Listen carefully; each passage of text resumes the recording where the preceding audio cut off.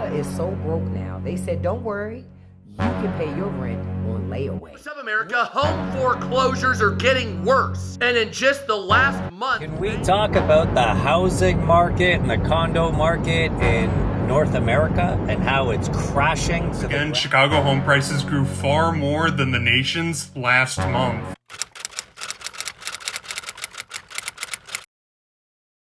You want to know the real reason why housing is so expensive? It's not because there's not enough homes, and it's not because materials are more expensive. That's only a small fraction of the issue. It's because big corporations buy tens of thousands of housing units, pricing out single families. The American dream doesn't exist anymore. But if we wanted to, we need to regulate big corporations buying single family homes and end this monopolization that we've seen in our economy. It's time we call it out and fix it together. I'm Hunter Garcia Miranda, running in California's 47th Congressional District. Go to the link in our bio to donate and help support. Everyone keeps asking why houses are so expensive, and here's one reason. We don't have enough houses. After the housing crisis in 2008, building slowed way down. The US is short about 4 million houses, and that did not happen overnight. Then COVID happened, the price of materials went up, and so did interest rates. As a result, construction still has not entirely caught up. At the same time, millennials are buying houses, Gen Z is entering the market, and people are living longer. As a Gen Z, that feels crazy. But when supply is low and demand is high, price goes up. That's why even in a slower market, home prices are competitive. That's why timing and strategy matters more than ever. Save this video and follow for more real estate and finance explained simply so we can buy houses together. When home builders do stupid shit, especially in like really nice, expensive homes, it really grinds my gears. This particular house is freaking gorgeous. I'm gonna show you a lot of the really cool things about it.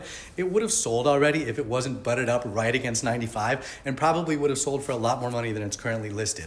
This is a 4-bed, 4-bath house, 4 full bathrooms. It's 4,200 square feet, currently listed at $884,000. If this was anywhere else though, I'm telling you, 1315, somewhere in there, easily would have gotten that, even just a couple blocks away. We'll start with the good and then we'll go to the bad. The last one is my absolute biggest pet peeve that I see happen all the time. Here we go. Nice, huge, beautiful living room with those built-ins. I love that. Got this additional built-in display right here. Kitchen is phenomenal. Everybody loves a good chandelier. Finishes in the bathrooms are really cool. Love this catwalk in between the bedrooms. Got this super stylish wet bar right outside the primary suite. Huge, beautiful primary bath. Check that out. Within the primary suite, there's this office. This floor is absolutely huge. You got walk-in closets, his and hers. And then check out this freaking bedroom, guys.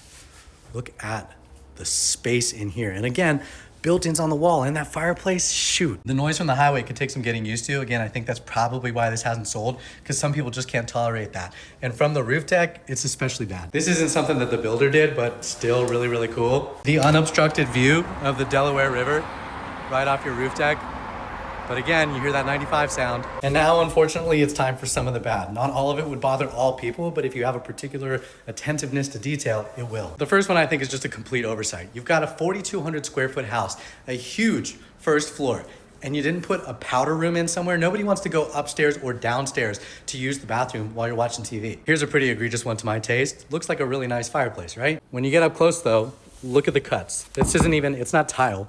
It's not that expensive to replace, but they cut way too far on the outside, and also along the edge, the cut was just not the right size. I would have told the builder they need to replace that thing. Then there's this thermostat that just happens to be hanging off the wall. Beautiful sink, right? But when you get close enough, you realize that they did not cut this to be the right size, so there's a huge gap behind it. Not to mention a huge chip in the stone. But hey, at least they didn't fill it with caulk, because you'll see that too, and that's just like, what? This one they could fix, they just need to rewire it. There's a switch right here that controls the chandelier, but if it's off up here, the switch downstairs doesn't work. We're almost to my pet peeve, okay? Hang tight. I can appreciate all the beauty of the custom work, but like, if you come down to the bottom, do you see how uneven the trim work is? And then what should be an identical thing on the other side, look at this one.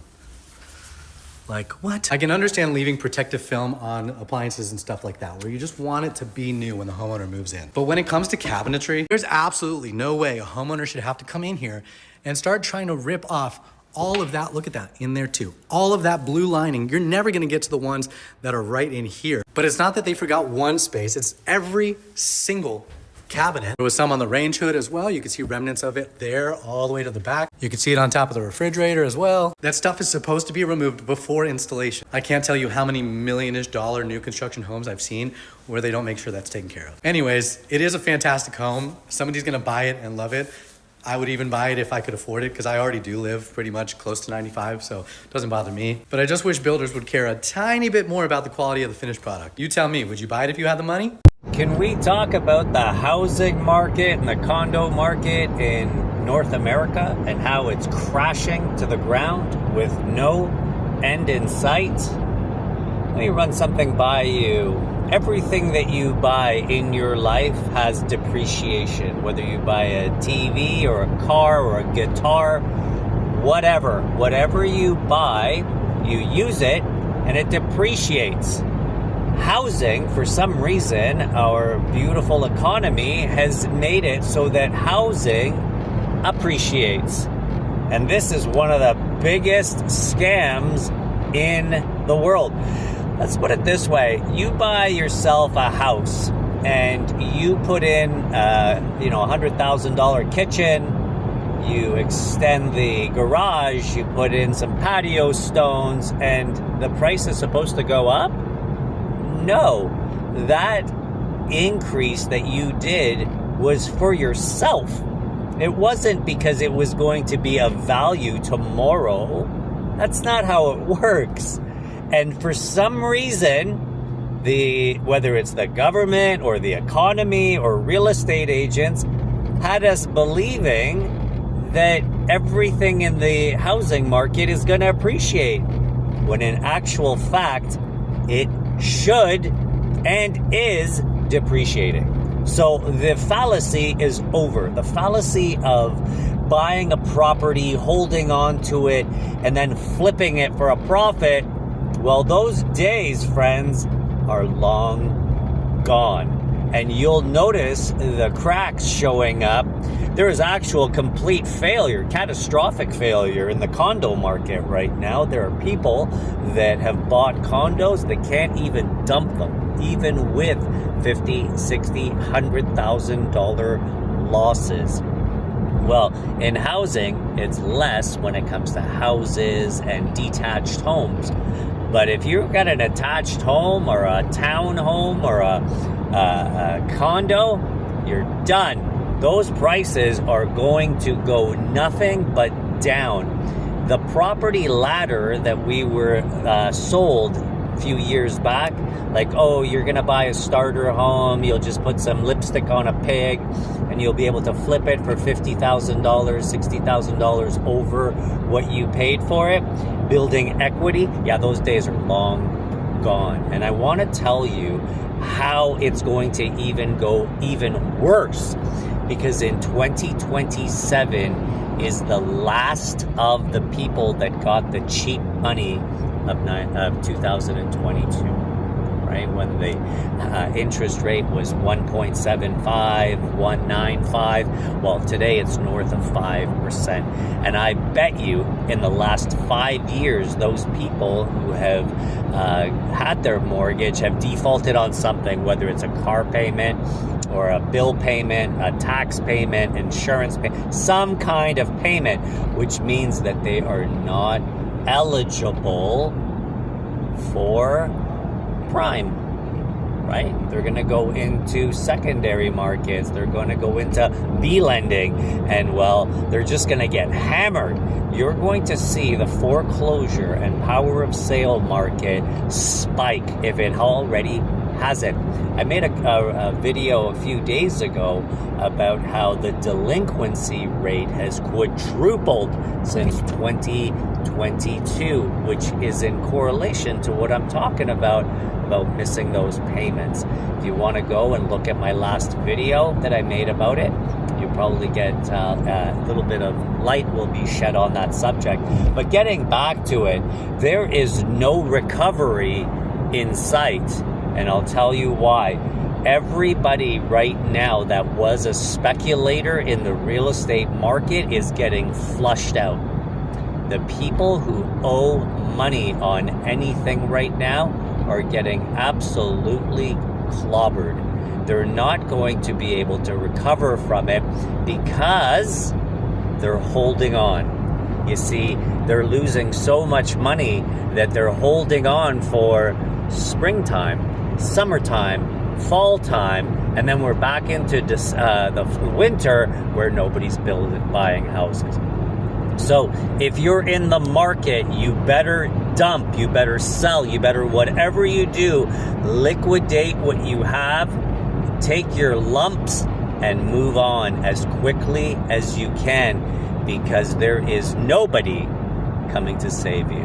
The interest rates are going to climb because the only two instruments left that the government control is interest rates and inflation. And well, they're putting the screws on both of that. If you like my content, please share, like, and subscribe. If you think somebody would benefit from listening to this, make sure you forward it to them or share it. And like always, there you have it. Nobody can get a house. I've got friends who are in law school, and I'm like, are you gonna be able to get a house in the neighborhood you grew up in? And by the way, it's not the biggest house. It's not extravagant. It's just in a nice area. It is absolutely insane. And it is because they are, I'm not gonna say it, but there's a lot of different things that are crowding out the normal person. I'm not gonna say it. America is so broke now, they said, don't worry, you can pay your rent on layaway. Rent has jumped 28% in 5 years. So now the solution is not affordable housing, it's payment plans. Yeah, now you can rent now and pay later. Companies like Flex, Livable, and even Affirm, they stepping in like, don't worry, baby, we're gonna slice that into installments for you. Because rent is taking a whole paycheck for most people. Not half, not a chunk, the whole paycheck. But I want to be clear, they're not doing this out of the kindness of their hearts. We're talking about a monthly subscription fee on top of charging them a percentage of their actual rent. So now you're paying extra money just to pay the money that you don't already have. That's like being charged a cover fee for your own house. And this isn't small. Over 40 million people in America rent. That's a whole economy built on you struggling, and they're going to monetize on it. Instead of fixing the issue, America said, nope, let's just put it on installments and keep moving. So I have to ask, are any of you using buy now, pay later for your rent? Have you had to? Or would you do it if it's the only way to survive? Because at some point, this stops being innovative and starts looking like desperation with a subscription fee. Enough is enough. Remember those Affordable Care Act subsidies? Yeah, it looks like they're dead, meaning they're not coming back. And things could get worse for the entire healthcare system as a result. That could mean for you too. So before I get into all of that, think back just a few months. Those subsidies were the cause of the longest government shutdown in history.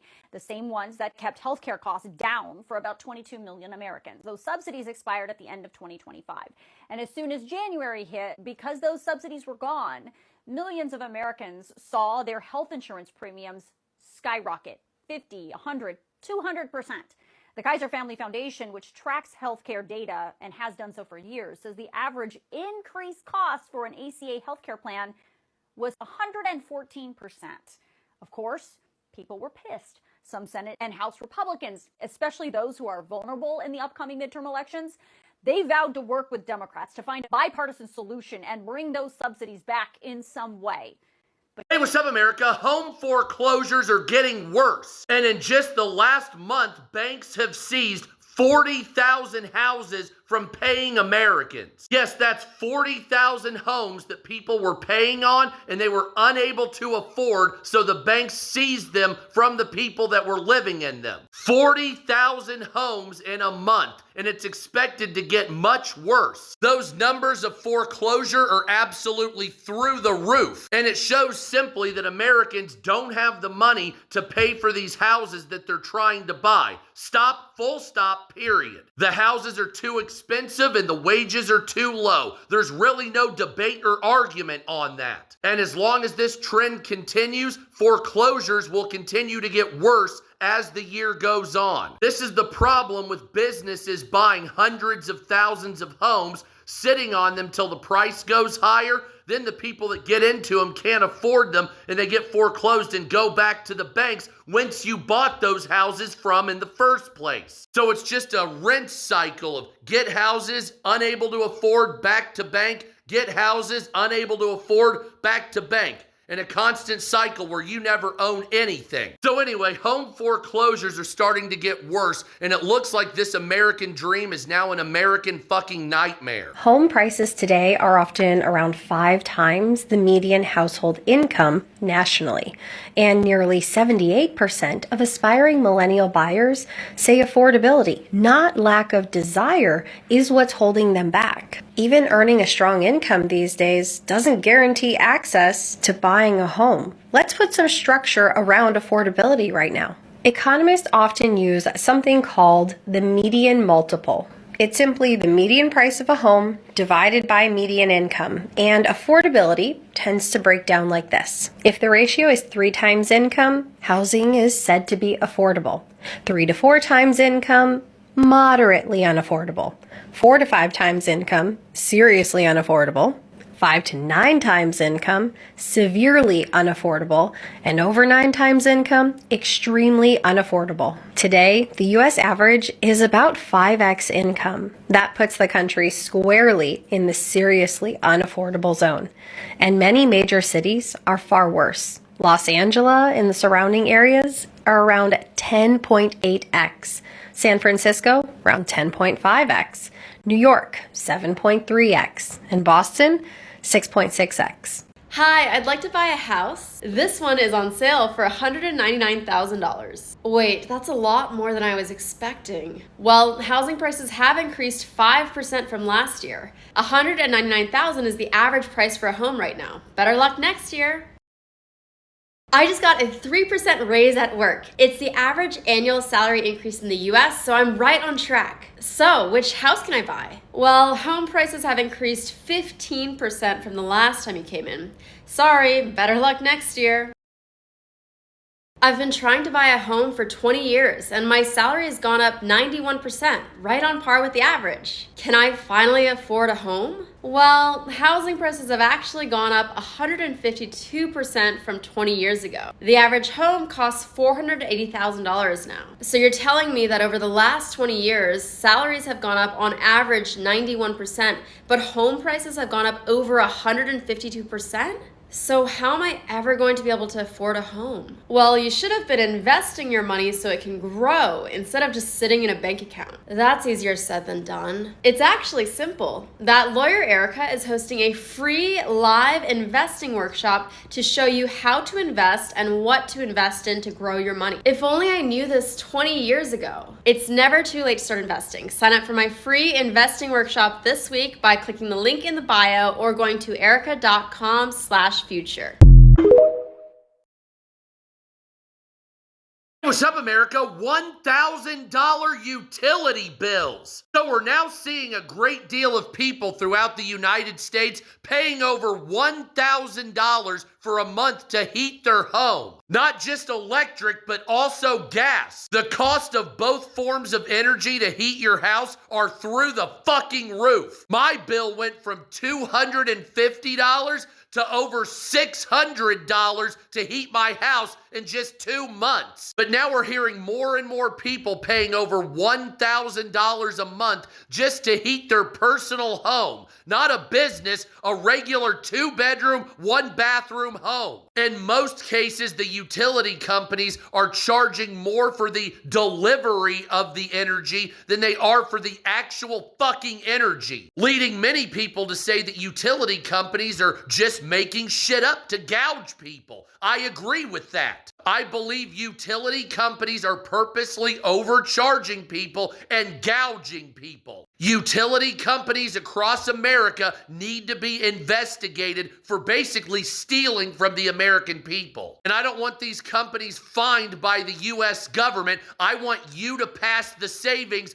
on to me by charging me half the amount for the rest of the year. You doubled, tripled, and even quadrupled energy bills across the United States States just to fuck people so your profits can go up, you pieces of shit. So I personally want half-price utility bills for the rest of the fucking year. The government needs to investigate the utility companies. This is fucking ludicrous. This is one of those situations where the state and government needs to take control of these. In most cases, you only have one choice for a utility company in your state or region. So when that service is privatized, all they do is fuck people for profit. You can't privatize something effectively without competition. This isn't monopoly time. So it's time to investigate the utility companies for rampant fraud and price gouging.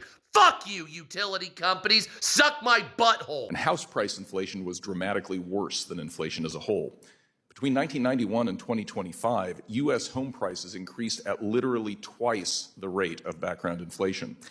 And prices of houses are compounded by high prices for credit. Interest rates remain persistently high, and regulatory pressures have reduced credit supply to a point that is almost as significant as the problem of housing supply itself. I've spoken to a handful of people in the past that tried to apply for a down payment assistance program when purchasing a home, but they were denied because they made too much money.